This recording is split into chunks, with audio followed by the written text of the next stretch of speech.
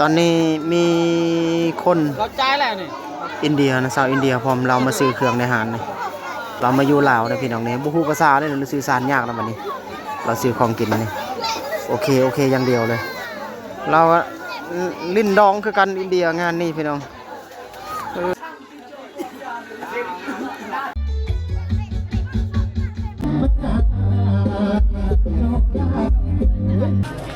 ขั้นตอนส่งเจ้าสาวพี่น้องบัดนี้นี่เครื่องคองของนี่คือขั้นตอนส่งเจ้าสาวไปที่บ้านเจ้าบ่าวพี่น้องแต่หลักๆเลยต้องขึ้นรถคันนี้มืออื่น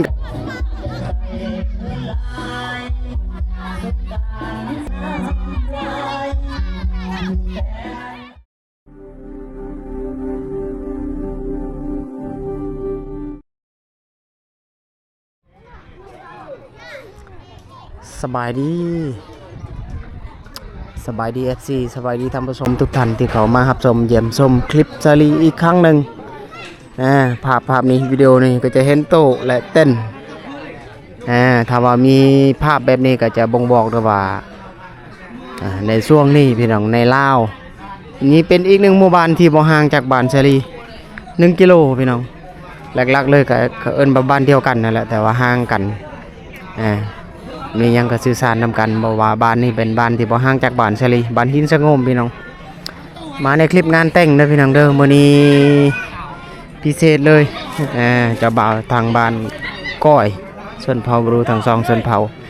บ้านเจ้าสาวหรือว่าเพื่อนเจ้าสาวได้ที่ซาลีถ่ายและเก็บภาพในตอนนี้เคยกำลังมาตอนนี้เคยมาแล้วก็สิได้ลงเครื่องควายเคยมานี่ขั้นตอนฮีดข้องประเพณีพี่น้องในลาวซาลีพยายามอยากให้ FC ได้เข้าใจและรวบรวมภาพให้ FC ได้เข้าใจฮีดข้องประเพณีซับซ้อนนี่ถ้าว่าทางเคยมานี่ทางเคยนั่งในจุดนี้ได้สำหรับตอนกลางคืนบ่ว่าจะเป็นผู้ใหญ่หรือผู้เฒ่าผู้แก่ผู้หญิงผู้ชายทางเคยอันนี้คือสถานที่ที่เขาเกียมไว้งานดองฟังลาวนะแบบนี้เขาเฮ็ดพี่น้องเนาะโดยเฉพาะเขตบ้านในจุดนี้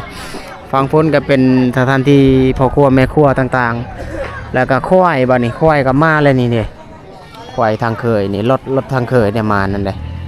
รถบิเบโลมันมีควายกับงัว2 โตนะนี่ละฮีตของประเพณีซาลีพยายามอยากให้ FC ได้เข้าใจถ้าว่ามีงานแต่งนะต้องมีงัวมีควายมีงัวลักษณะแบบนี้พี่น้องถ้าว่ามีงานแต่งหรือว่างานกินดอกทางเจ้าบ่าวนะต้องเอามาสัตว์ลักษณะนี่แหละทุกจุดที่มีงาน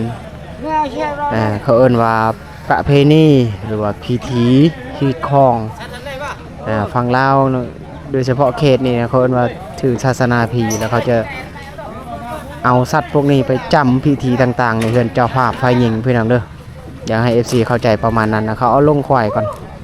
ควายงัวนี่ต้องแบ่งกันกับหมู่บ้านพร้อม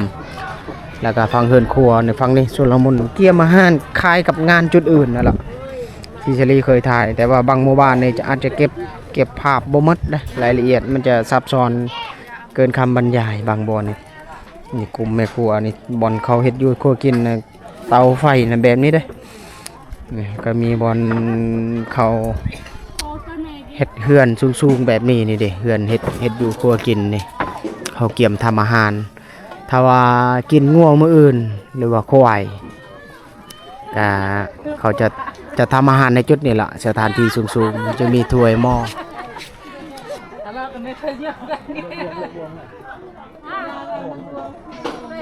นี่แหละพี่น้องสถานที่เฮ็ดอยู่เฮ็ดกิน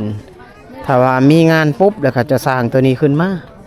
หลายหมู่บ้านในที่ชลีเคยเห็นมาแบบนี้นะถ้าว่าบ่มีตัวนี้นี่ถือว่ายากต่อการแต่งอยู่ครัวกินถ้าว่าในเมืองก็อีกแบบนึงนะเฮือนครัวอาจจะดีงามแต่ว่าในเขตชนบทต่างๆแล้วแต่สถานที่บางจุดบางบ่อนแล้วแต่ครอบครัวเขาจะสร้างขึ้นมา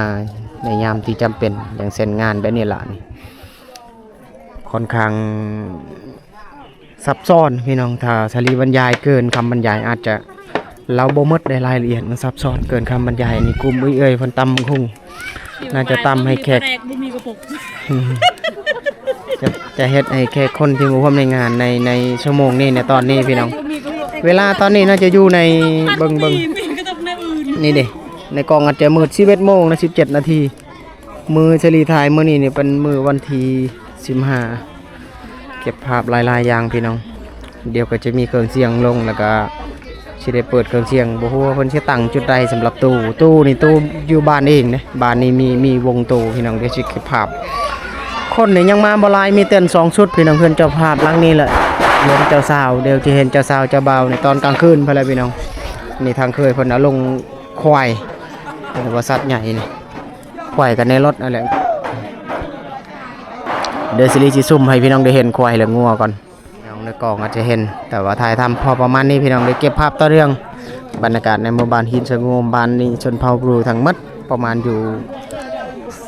40-50หลังคาเรือนนี่แหละงัวลงแล้วบัดนี้แล้วก็มีไก่ตัวนี้ไก่ในข้างในนี่ไก่แรงหมูนี่แหละฮีตของประเพณีบ่แน่ใจว่ามีกี่ตัวแต่หลักๆเลยฮีตของเพิ่นว่าพิธีของคนชนเผ่าในลาวถ้าว่ามีงานแต่ง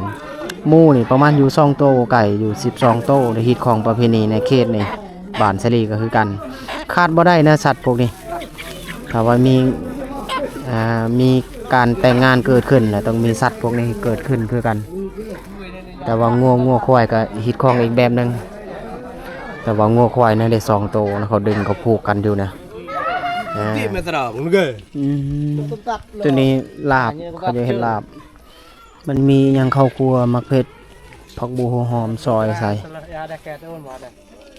มีขิงข่าพร้อมพ่นใส่ที่เอาเลือดงัวเลือดย่างนี่แหละเขาใส่ไปจะทำอาหารในบัดนี้ฮอตขั้นตอนทำอาหาร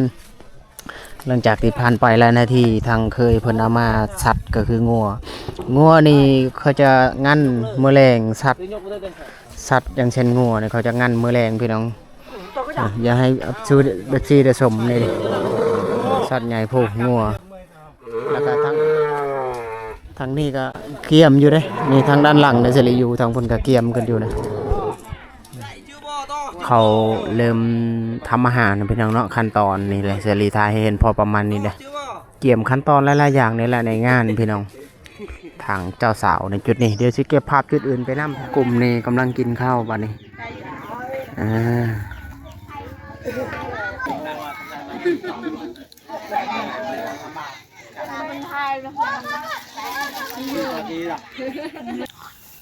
ฝั่งนี้อาหารงัวนั่นแหละเผาอยู่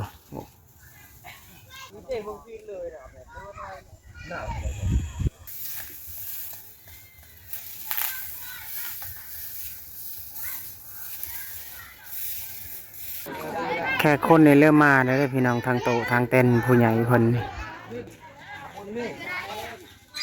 ที่ฟังนึงก็ทำอาหารอยู่อาหารสัตว์ใหญ่ก็คืองัวนั่นแหละพี่น้องที่เก็บภาพจุดนี้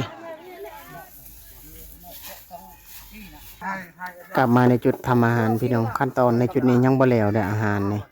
อาหารงัวนั่นแหละสัตว์ใหญ่เกี๊ยมมื้อแรงตอนกลางคืนพรลำบงต่างๆหรือว่าแขกคนที่มาร่วมในงานเครื่องเสียงก็ต้องได้รับประทานอาหารจุดนี้ล่ะตัวนี้หมูนั่นแหละ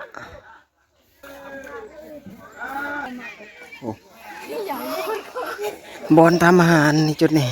เขาเอาซีนควายนะเอาเข้าไว้ในจุดนี้แหละบอนเขาทำอาหาร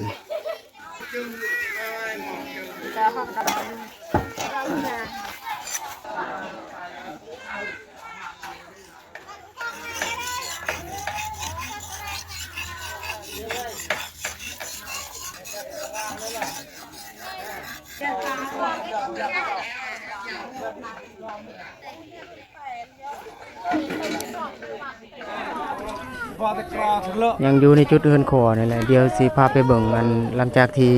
ซีนเนื้อต่างๆเข้าไปในจุดเฮือนครัวมาแล้วเขาดำเนินการทำอยู่ตอนนี้สิให้อาจีได้ชมหน่อยหนึ่งนะภาพมัน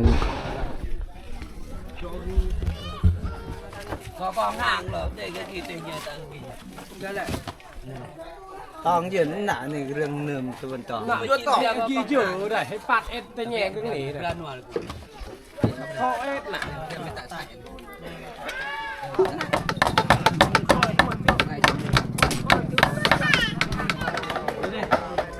เอาบัดทีนี้พี่น้อง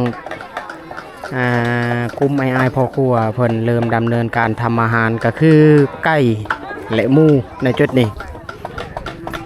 ไก่และหมูที่ทางเคยเพิ่นมอบให้หรือว่าเพิ่นให้แล้วก็ดำเนินการทำอาหารในจุดนี้มีหมูพร้อมในตัวขาวๆนี่แล้วก็ฟังฝุ่นฟักลาบก็คือสัตว์ใหญ่งัวนั่นแหละฟักลาบปกปักฟังเพิ่นกลัวฟังฝุ่นแล้วก็ไม่ยิ่งเอ้ยเพิ่นนี่กลุ่มนี้ก็ถือว่าข้าวเหนียวสุกและขั้นตอนต่อไปเพิ่นก็จะได้เพิ่นก็จะได้เอาเข้าใส่ทุ่งบัดนี้ก่อนจะเอาไปกินต่างๆเลย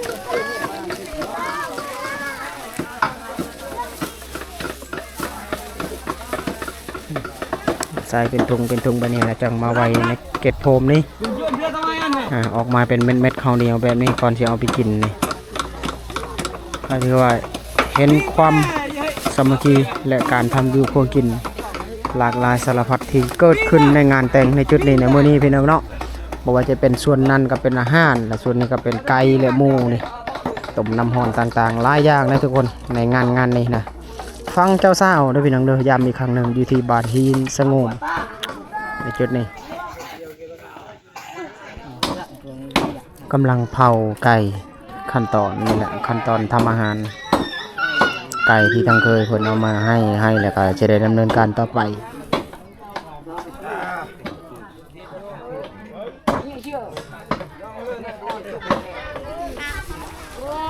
จุดนี้ตลาดตะลีเขาเอามาขายเครื่องสังเกตนี่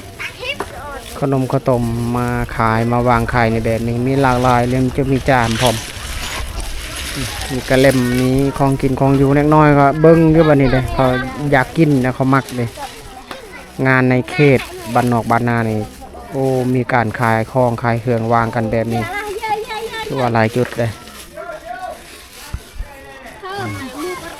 น้องๆกับแม่นมัดในกลุ่มเลยมีทางผู้สาวพร้อมงานมัดเลย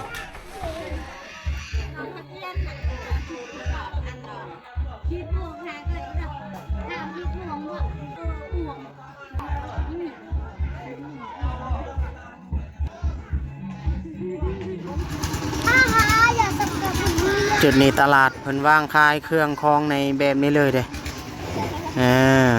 มีขนมมีของกินของอยู่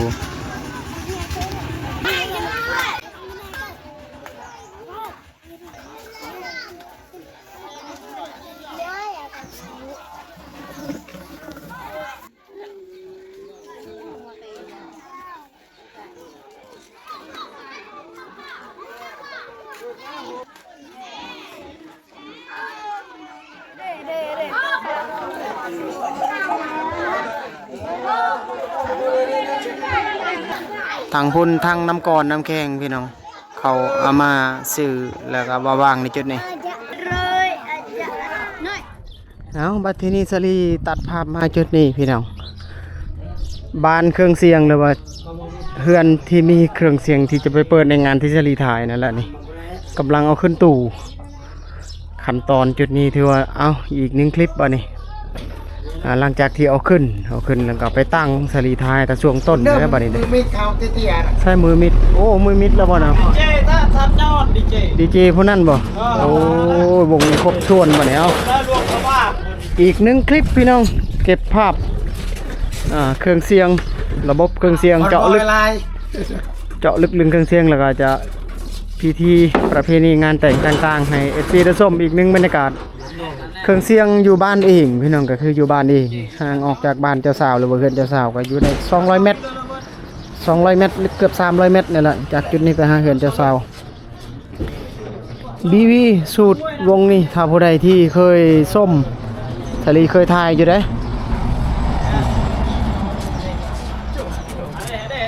ได้คนช่วยลูกมาได้ดังเขาล่ะโอ้วิธีการตังบัดนี้จุดนี้เสียงกลางเด้อพี่น้องเด้อเรื่องราวเต็มก็ถ้ารุ่นอยู่เฮือนเจ้าสาวพุ่นแหละเดี๋ยวสิให้ FC ได้ชมดอกหรือว่าสูตรตู้นี่เป็นตู้ BV เอาขึ้นเสียงเบสอยู่จากใบก็จากหน่วยก็ 8 ใบ 8 หน่วยเนาะดอกคือกันมาเลยเนาะ แมนดอกคันนี้คือกัน คันนี้ตัวนี้ตัว1,200 วัตต์คันนี้อินทนนท์ตัว1,200 วัตต์104ตัวนี้เดี๋ยวไปเบิ่งอยู่พุ่นแล้วก็มื้อแรงนี่ช่วงค่ำๆก็จะได้พังโทนเสียงตอนนี้น่าจะอยู่น่ะ2เกือบ3โมงนี่แหละเที่ยงๆตอนนี้เดี๋ยวเก็บภาพอยู่พุ่นพี่น้อง นำไป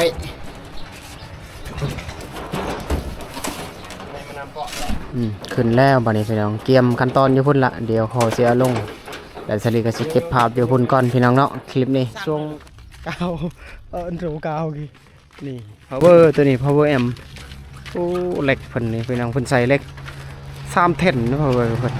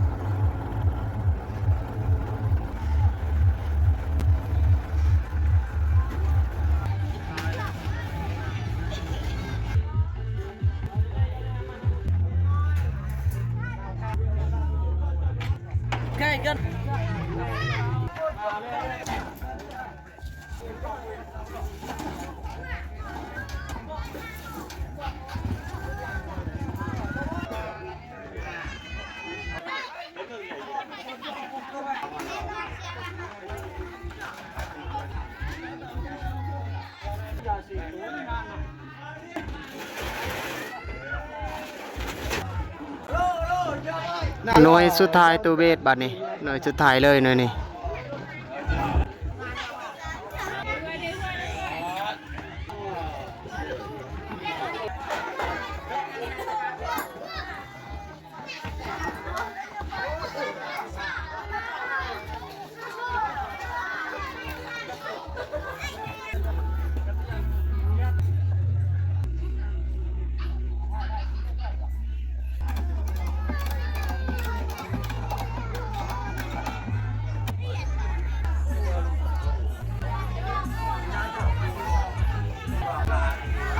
ฝั่งนี้น้องๆกินข้าวบัดนี้หลังจากที่ฝั่งหนึ่งต่อเครื่องเสียงระบบไฟต่างๆนี่ฝั่งนี้น้องๆในหมู่บ้านพากันกินข้าวนี่มาเบิ่งน้ำกันพี่น้องนี่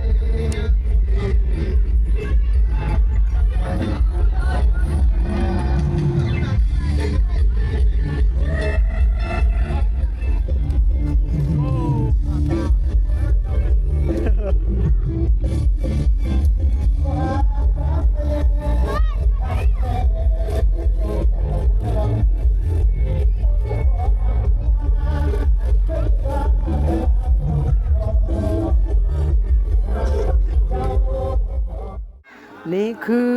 บรรยากาศกลางคืนพี่น้องกลางคืนดีโอยกองฟังเครื่องเสียงก่อนนี่เด้ฟังเครื่องเสียง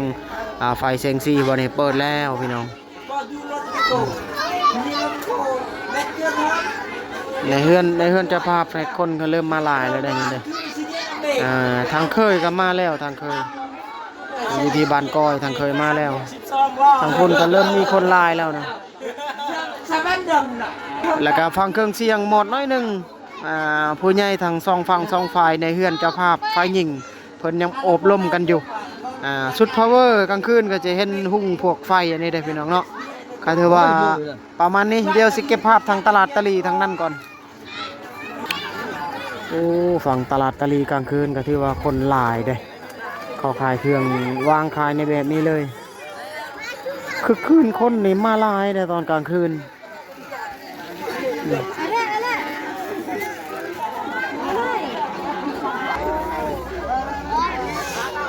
ตลาดตะลีตอนกลางคืนพี่น้องคนนี่อู้หลายเด้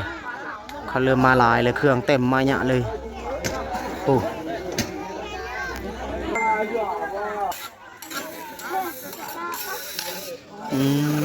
ฝั่งนี้ตำบังฮุงพร้อมเขาตำบังฮุงกลางคืนพี่น้องชลีคิดอยากกินอยู่เลยแซ่บเลยปิงจามปิงอันนั้นหลากหลายสารพัดจุดนี่ของกินของอยู่มีไข่ไก่ไข่เป็ดนี่เด็กบังฮุงวันนี้มีข้าวปุ้นขนมจีนกระค่ายมีข้าวปุ้นนี่เป็นทุงแบบนี้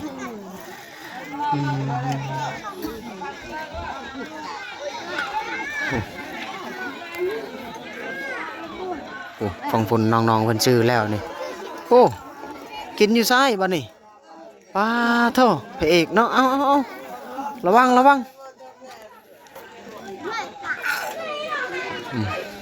ตำพากันอันนั้นพี่น้องเขามักสื่อมักอันนั้นเลย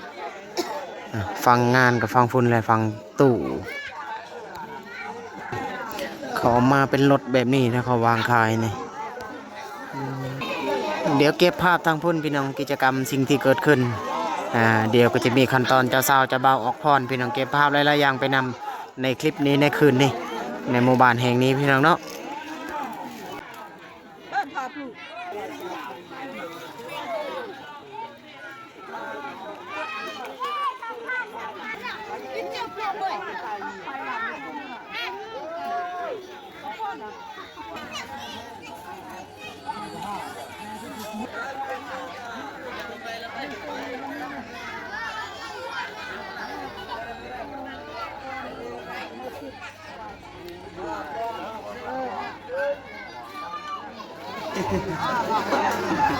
เมีย ตอนนี้มีคน เราจ่ายแล้วนี่ อินเดียนะชาวอินเดียพร้อมเรามาซื้อเครื่องในหาดนี่เรามาอยู่ลาวนะพี่น้องเนี่ยบุฮูภาษาเลยเราซื้อสารยากแล้ววันนี้เราซื้อของกินนี่โอเคอย่างเดียวเลยเราลิ้นดองคือกันอินเดียงานนี่พี่น้อง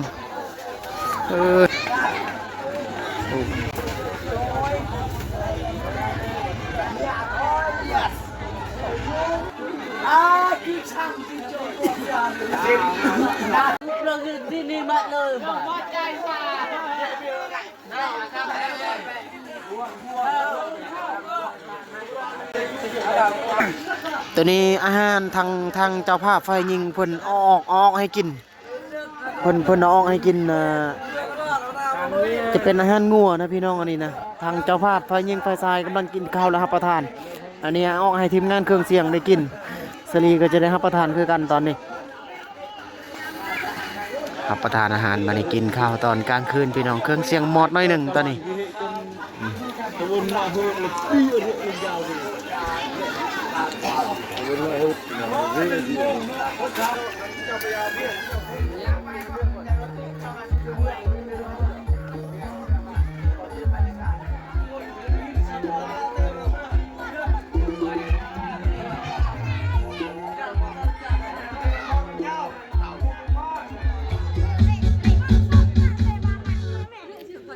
พิธีผู้แค้นพี่น้องบาดเจ้าสาวและเจ้าบ่าว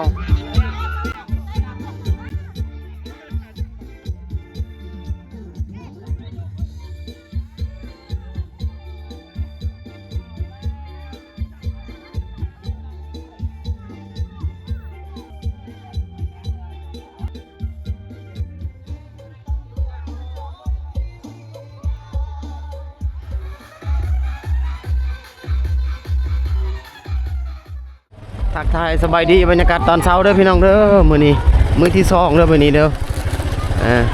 น่าจะเป็นมื้อวันที่16ถ้าจำบ่ผิดพี่น้อง หยุดงานแต่งฟังเจ้าสาวบัดนี้สิฮอดขั้นตอนผูกคอต่อแขนนี่ตลาดตะลีโอ้ยคนหลายบัดนี้ตอนเช้าก็มีคนหลายอยู่พี่น้องเขามาร่วมตัวมานั่นเดี๋ยวสิมีการผูกแขนเจ้าสาวและเจ้าบ่าวก่อนสิส่งพี่น้องเนาะขั้นตอนพิธีประเพณีเดี๋ยวสิเก็บภาพตอนเช้าพี่น้องนี่ล่ะในจุดอ้าวบัดนี้เก็บภาพต่อเนื่องโฆษกประกาศอยู่อ้าวโฆษกบัดนี้โฆษกแล้วแบบนอนเป้เลยพี่น้องบัดนี้โชว์เท่เลยเนาะคนหนึ่งเด้คนหนึ่งอยู่นี่โธ่สบายๆเลยบัดนี้อ้าวพี่น้องบัดนี้มาฮอดนี่ตอนเช้าเขาพรตอนเช้าอยู่พี่น้องบัดนี้นี่กลุ่มเอื้อยแม่ครัวต่างๆเขาพรกันตอนเช้านี่ทางหน้าวิธีโอ้วันจังไดทางแม่ครัวเฮา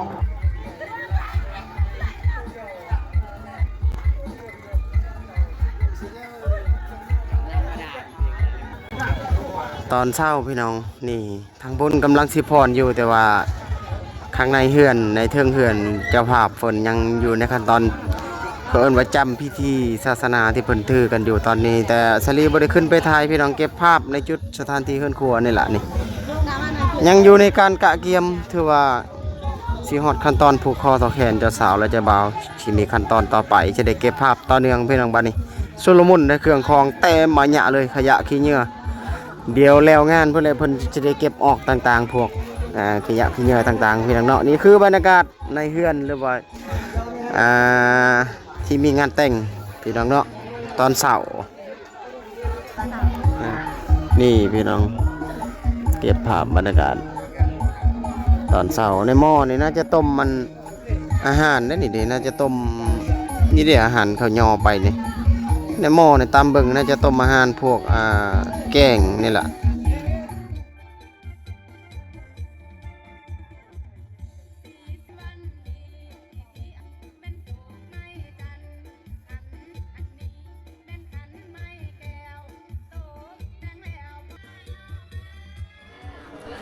ตอนนี้กำลังผูกแขนอยู่ในเฮือนเจ้าภาพฝ่ายหญิงเจ้าสาวเลยก็เจ้าบ่าวนี่กำลังอยู่ในขั้นตอนพาขวัญซีรีส์จะขึ้นไปถ่ายอยู่แต่ว่าคนน่าจะหลายพี่น้องพวกเดี๋ยวจะขึ้นไปคือกันเลยส่วนกลุ่มเอื้อยบางกลุ่มกับเพิ่นก็บ่ได้ขึ้นไปบางคนก็ขึ้นไปผูกยายสายผูกแขนนะนี่ซีรีส์จะขึ้นไปผูกคือกันกำลังผูกตอนนี้เนาะผู้ใดเจ้าสาวเจ้าบ่หมู่เจ้าสาวพี่น้องบัดนี้เอาซีรีส์ขึ้นไปผูกมาร่วมส่วนในเพิ่นคือกันพิธีเจ้าสาวเจ้าบ่าวแหละในเทิงเฮือนนั่นแหละบัดนี้เขาย้ายกันแบบนี้ได้สายตัวนี้เด้เงินนี่แล้วแต่เขาจะใช้พี่น้องที่ของประเพณีทุกงานแต่งทุกจุดที่มีงานต้องมีการผูกแขนในแบบนี้นี่ละประเพณีลาวเฮาสลีสิขึ้นไปในเฮือนก่อนสิผูกแขนนี่เด้ไปเบิ่งพี่น้องเจ้าสาวเจ้าบ่าวอยู่ในขั้นตอนพิธีอยู่ในพาขวัญอยู่บัดนี้นี่กำลังผูกแล้วบัดนี้โอ้ยคนหลายอึกระทึกเต็มเลยบัดนี้เด้จักเป็นผู้ใดนี่อ้ายเพิ่นใส่เกิบทหารบ่ผู้นี้เอ้าโอ้อ้ายทหารรักษาชาติแล้วเพิ่นก็เอาเดี๋ยวรีวิวนี้เลยเชื่อมต่อนี่ลอยเลยเข้าไปในเฮือนแล้วมันจะย่างปลาจะแปะโอ้บัดนี้เอาหอดบอลผูกแขนบัดนี้คนหลายเด้บัดขึ้นมาโหดยังไงกันรัวไอ้กิ๊ก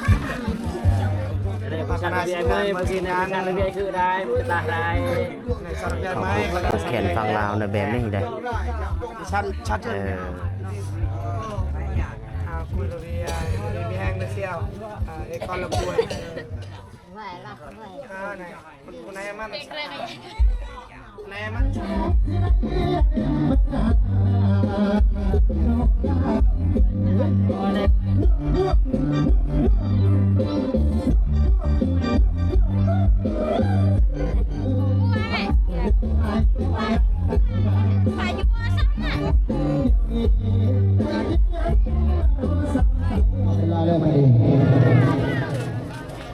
ขั้นตอนส่งเจ้าสาวพี่น้องบัดนี้นี่เครื่องคองของเจ้าสาวลงไปแล้วพูดแล้วรถเจ้าบ่าวรถคันนั้นแหละพี่น้องก็จะได้เอาเครื่องเอาคองขึ้นไปและขั้นตอนต่อไปก็จะได้ใส่ชีวิตไปที่บ้านเจ้าบ่าวเอาเสด็จก่อนนาทีก่อนเอาเสด็จเยอะแยะเด้อคนน้ำกันพอน้ำกันเลยดี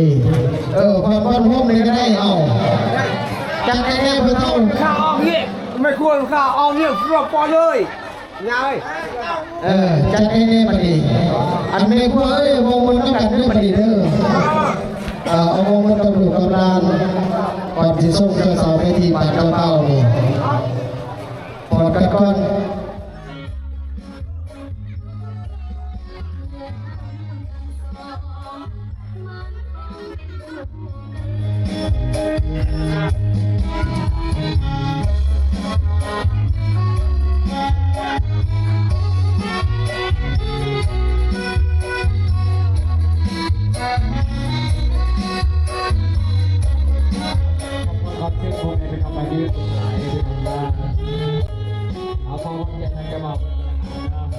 พรหน้าวิธีก่อนสิเมื่อไปที่บ้านเจ้าบ่าวพี่น้อง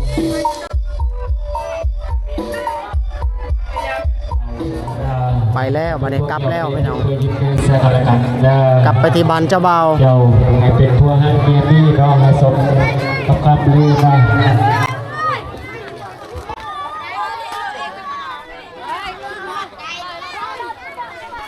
นี่คือขั้นตอนส่งเจ้าสาวไปที่บ้านเจ้าบ่าวพี่น้องฮิตของประเพณีค่อนข้างแตกต่างกันไปแต่ละหมู่บ้านแต่หลักๆเลยต้องขึ้นรถคันนี้มืออื่นก็กลับไปมือแรงพี่น้องมือแรงหลังจากที่ทั้งพุ่นกินหมูกินไก่พรต่างๆนะ เสื้อเด้ออย่าเรียกบอลมาเลยบอลเสื้อเด้อบอลเสื้อเด้อเอาละขีดย่างเด้อได้เอาละขีดเด้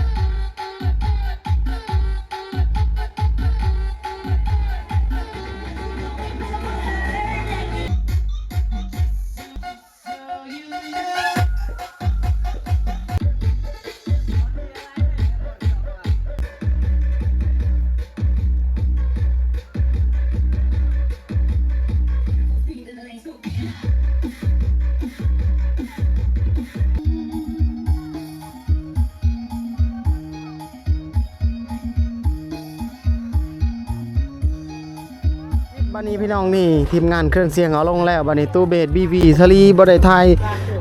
ให้ FC ได้เข้าใจรายละเอียดทั้งหมดเมื่อวานมาในมือที่2นี่พี่น้องนี่ เดี๋ยวสิพาพี่น้องไปเบิ่งนี่คือสูตรตู้บีวีไม้อัดตัวนี้ครับจะเป็นไม้อัดขี้เรือ2หน่วยก็ถือว่าดังดีอยู่มันโอเคอยู่พี่น้องนี่เพิ่นเอาลงเสียงกลางในทีมงานเจ้าของเพิ่น ตีนเหยียบละหัก อันนี้นะเขาเหยียบแล้วฮักเนาะปกติมันมีอันนี้ตู้บีวีพี่น้องถ้าผู้ใดเคยพังโทนเสียงบีวีก็จะออกแนวแบบแข็งๆแบบบีวีอะไรพี่น้องเนาะเหมาะกับเสียงเบสหนักๆตอบสนองโอเคอยู่นี่เอาลงเสียงกลางก็กระทึกอยู่ทางนี้แต่ละหน่วยนี่ต่างกันเลยต่างกัน4หน่วยนี่คือกันพี่น้องแล้วก็2หน่วยนี่บ่คือกันนี่เป็นตานางจากบริษัทอย่างดีและ2หน่วยบ่มีตานางความกว้างตู้เบิ่งพี่น้อง20 40 50น่ะประมาณ51 52เซนนี่แหละความสูง80เซนลึกอีกน่าจะอยู่ใน80คือกันอันนี้ลึกนี่ก็80คือกัน70ประมาณ75นั่นแหละลึก DV พี่น้องเนาะโอ้สั่งเสียงกลางดอก15คันนี้ทั้งหมดเพิ่นว่าคันนี้ทั้งหมด1,200 วัตต์ตัวกลเขียวๆหน่อยนึงอินทนนท์นั่นแหละพี่น้องเอาบัดนี้ช่วงท้ายคลิปพี่น้องเจอกันใหม่โอกาสหน้านี่คือช่วงท้ายคลิปเอาประมาณนี้ก่อนแดดแห้งตอนนี้เจอกันใหม่โอกาสหน้าพี่น้อง